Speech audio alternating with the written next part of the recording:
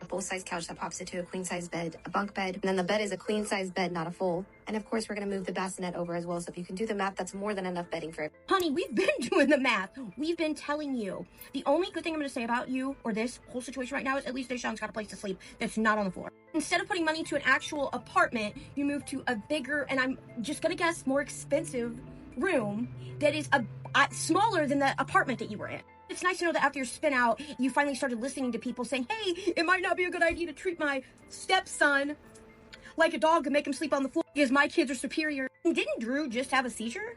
If you had a 3 to 4 minute seizure, wasn't that like a day ago? He's up for a whole 1 second clip moving stuff for you? Hope that doesn't strain his goose egg. At least Deshaun's got a bed, right?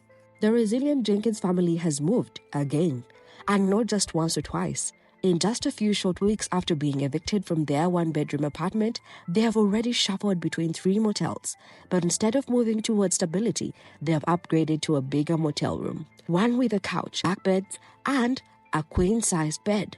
And if we're keeping it real, it looks like they're settling into motel life for a long haul. Let's talk about what Stephanie Jenkins has been posting, how it contradicts her claims, and why this new motel move has people raising more questions than ever. Stephanie recently filmed their move into this new, more spacious motel. She walked viewers through the room, pointing out the pull-out couch that converts into a queen-size bed, the existing bunk beds, and their own queen bed, all while proudly declaring, if we do the math, the beds are finally enough for everyone. Oh, now the math matters. Because for months, people have been doing that math for her. Viewers kept asking a simple, serious question. Where is Deshaun sleeping? The old motel setup had bunk beds, sure, but where exactly was Deshaun supposed to sleep? Was he sharing a bed with one of the girls? Was he on the floor?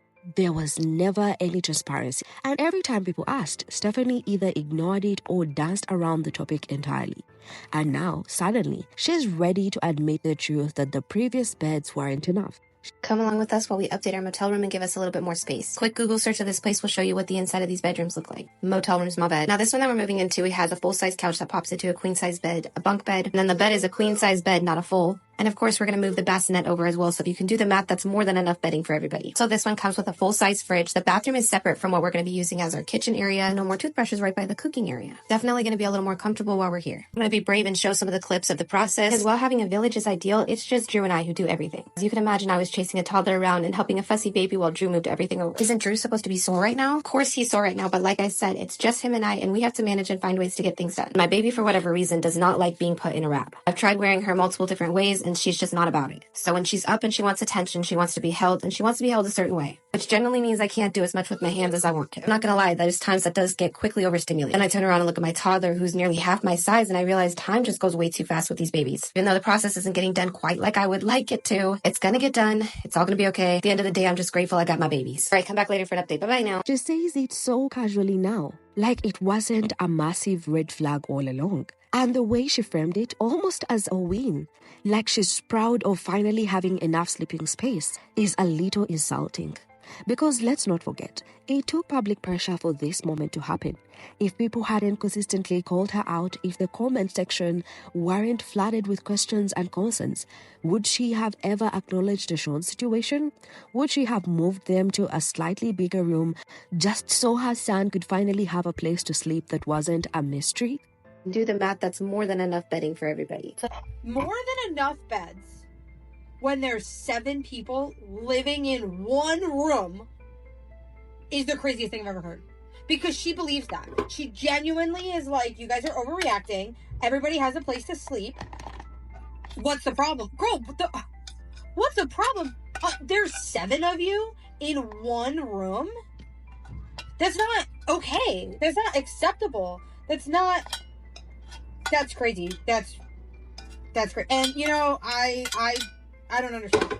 Why do you want to live like this? Why do you want to live like this when this can be cured by working? There's a cure for this disease, and it's called work.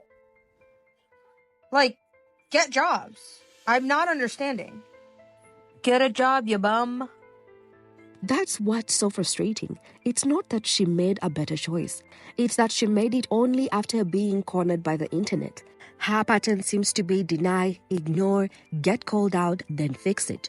only to turn around and act like it was her plan all along. So yes, now the math makes sense, but it only adds up after a whole lot of public accountability. And maybe that's exactly what she needs more of. If this is what it takes to push Stephanie towards basic decency and responsibility, then maybe the internet shouldn't let up just yet.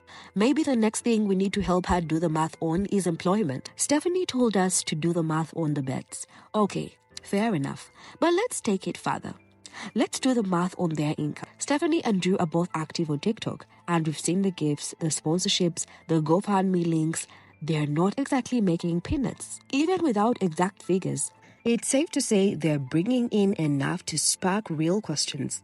So the real issue isn't about if they have money, it's how they are choosing to use. Now, imagine this. What if even one of them had a regular part-time job? Nothing fancy, just something consistent. Cleaning, cashier, delivery, anything. Combine that with that they earn online. They could have already been stacking up savings toward a deposit for a permanent housing. Instead, they're spending that money to rotate through motels like it's a lifestyle choice. This is why so many people are frustrated, because what Stephanie seems to want is an applause for surviving, while ignoring the fact that she's refusing to thrive. She's doing the bare minimum and expecting maximum sympathy. She wants to be praised for moving into a slightly bigger motel room as if it erases the core problem, that they are still very much still without a home. It is hilarious watching Stephanie Jenkins have 7 different accents in one video. And of course, they had to move to a different motel because it's our fault. It's always our fault, not them. Tell me why the other day after Drew got out of the hospital, she had a deep fryer in the motel and was making fried chicken. Drew have heart conditions, high blood pressure. I don't even have a deep fryer. Do you have a deep fryer? It's not like they're broke. They always have these new appliances at the motel, and their grocery haul are top notch. Their grocery haul are expensive, especially the price right now. They're making so much money on this app, and that's why they don't need to work a W-2. You can't force them to make a W-2 when they see this type of money coming in, right? And tell me why, when they got the move to the new motel, the first thing that you see is Drew got his headset on. Oh, and Stephanie said that Popo has been called like 5 times already since they moved because they're worried about the kids. And from the videos, you can see that Deshaun was mistreated, so I think people were on the internet worried about Deshaun. If you put your business out there, people's gonna start worrying. Her statement about the beds finally being enough might sound like a win to her, but to anyone paying attention, it's a distraction, a sleight of hand. The focus should never have been the size of the bed. It should have been why a family of this size, with internet income and physical ability, is still relying on temporary house. So yes, let's do the math, but let's do the right math. The math that adds up to accountability, not excuses. In the same video, Stephanie also made sure to highlight what she called perk of the new motel. A full-sized fridge and a kitchen area that's now separate from the bedroom. She seemed genuinely excited as she pointed out that toothbrushes would no longer be sitting near the cooking space and they wouldn't have to wash dishes in the bathtub anymore. Room is the perfect setup for us to sit and stay comfortable. Yes, I said comfortable, while we find permanent housing. We really are not about to just jump back into something that's not completely comfortable for our family. There's nothing comfortable about 7 people being in the same room. Like, are we living in the same reality? A newborn is annoying. A newborn wakes up every, 2 hours to eat? A newborn cries all the time. Toddlers cry all the time. How's that fair to your older kids? Like, what are you talking about? This little room is comfortable. What? She also says how CPS has shown up or the police have shown up. Well, she says Popo. The Popo have shown up like 3 times this week or whatever to check on the kids. Obviously, Stephanie and Drew are meeting the criteria, the bare minimum, to keep their kids, right? Whatever. But you're making like 10 grand a month on TikTok. Easily. You're making, $3,600 in subscriptions, which is visible to everybody. I know how much you're making on this app. Stop spending $10,000 a month on yourself and your weird boyfriend and buy something for your kids. Let's pause right there. The fact that these were even issues to begin with is mind-blowing. We are not talking about minor inconveniences. We are talking about things that shouldn't even be up for debate when raising a family. Toothbrushes next to the food prep areas, dishes in the bathtub. These are not quirky life hacks. They are signs of serious dysfunction. And yes, we literally saw her wash dishes in the bathtub on camera. That's not internet hearsay. It's documented by Stephanie herself. So now that she's moved into a motel room with an actual sink and a mini kitchen area, she's acting like it's some sort of life upgrade. In reality, it's just scratching the surface of basic living standards. Of course, hygiene matters. Of course, having a fridge and a sink is better. But let's not act like that suddenly makes this a safe and stable home for multiple children. It's still one single room. There's no privacy, no designated spaces for rest, play, or growth, and no long-term plan is in sight. So while it's tempting to applaud small wins, we have to stay focused. This isn't progress. It's just a temporary relief from a bigger problem that's still looming overhead. Stephanie brought up Drew crying in full TV while they were moving, just days after he reportedly had a seizure. She made sure to emphasize that it was only two of them doing everything, that they had no village, no one else to rely on, and it was meant to sound noble, like a scene from a struggle movie. But let's break that down. Who exactly did she expect to help them move? Was someone else supposed to show up and magically do it for them? Because this is what parents do. This is what adults do. Moving, packing, lifting things, it's part of life, especially when you don't have a 9-to-5 jobs taking up your time. Most people do these things while balancing full-time work, kids, and real medical issues. They don't post it online looking for gold stars. Drew lifting that TV doesn't make him a much. It makes him a grown man doing what grown men do for their family. And if he's well enough to lift a television, maybe he's well enough to apply for a job.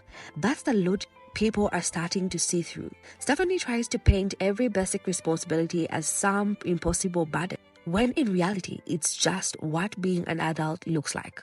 What makes it even more tone-deaf is how she framed it.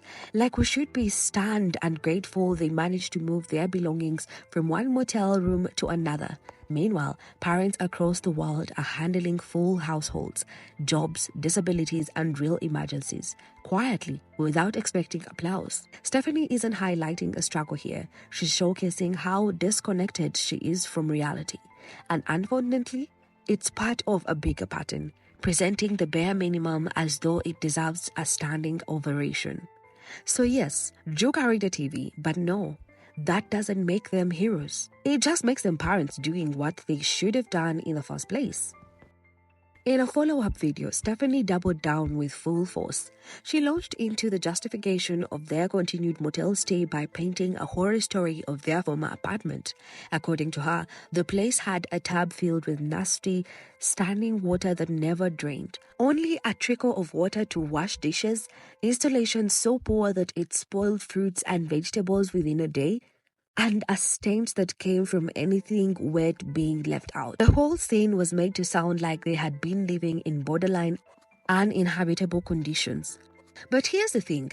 This is the same apartment they stayed in for 3 entire years. So now suddenly it's a toxic wetland? If it was really that bad, why not leave sooner? Why choose to endure all that for years and only start talking about it now conveniently, when you're trying to make a motel room look like an upgrade?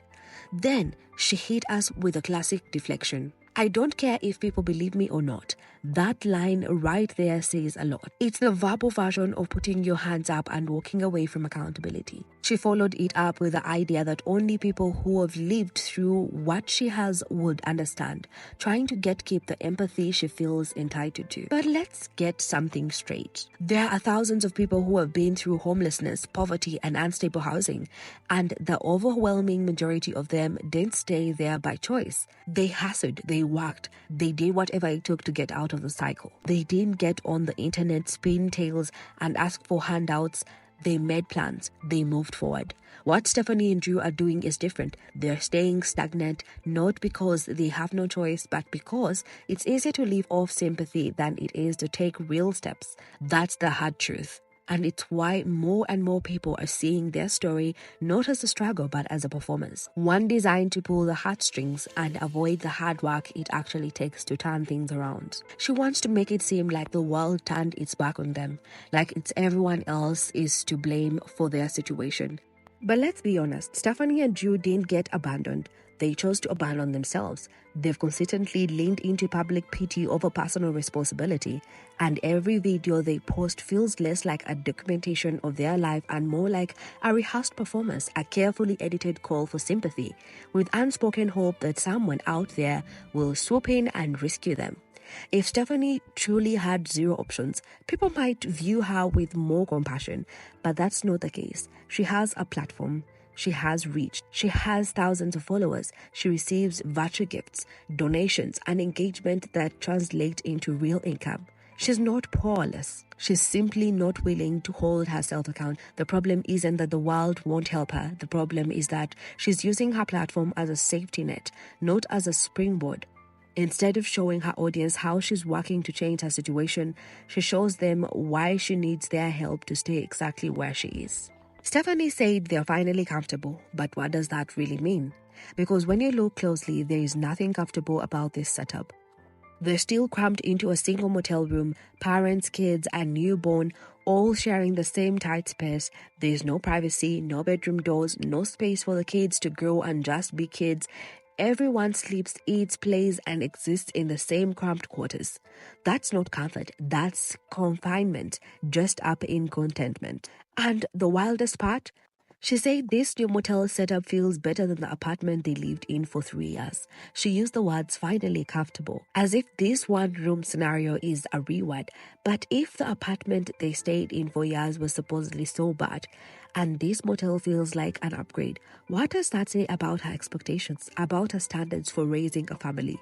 Stephanie also said that this was a upgrade for her family, which I don't quite understand because there's no upgrade here. This looks very similar to the one-bedroom apartment that y'all just got evicted out of. And then she also had the nerve to say that this was going to be comfortable for her family, which I highly doubt, but okay, girly. The way they prioritize themselves over those children is absolutely insane. I could never sleep comfortably knowing that my children are sleeping on a futon. I don't give a fuck if I have to sleep on the floor. My children are getting the bed. This isn't about comfort. It's about adaptation. She's adjusted to less and convinced herself it's more. And that's what's truly scary. But if they manage to stay 3 years in a place she now calls unbearable, imagine how long they will linger here. Where she now claims to be thriving, this might not just be a temporary stay. This might be their version of a forever home. But no child deserves to grow up thinking a motel room is a home, and no parent should stop striving once they find a bigger couch and a fridge. Comfort shouldn't be the goal, stability should. And right now, they have got neither, just a false sense of comfort wrapped in denial. Let's be honest, Stephanie claims they're searching for a permanent housing. Nothing in their behavior reflects that. They are not saving, they are not working, they are not planning ahead. So where is this magical apartment, comfortable housing going to come from? From her followers? From the government? From someone she emotionally wears down with sad videos? At this point, it's hard to believe anything she says about trying to improve their lives. Stephanie Jenkins may believe she's doing what's best for her family, but believing something doesn't make it true. A motel, no matter how upgraded, isn't a solution. It's a pause, a holding pattern, and if she stays there long enough, it becomes a cycle that one day her kids may repeat. This isn't comfort, this isn't progress. It's just a softer version of survival, and it's covered in Instagram filters and TikTok edits. So what do you think is going on here? Is Stephanie serious about turning things around, or is this just another performance for the algorithm? Let me know down below in the comments, like and subscribe to keep updated on more to come.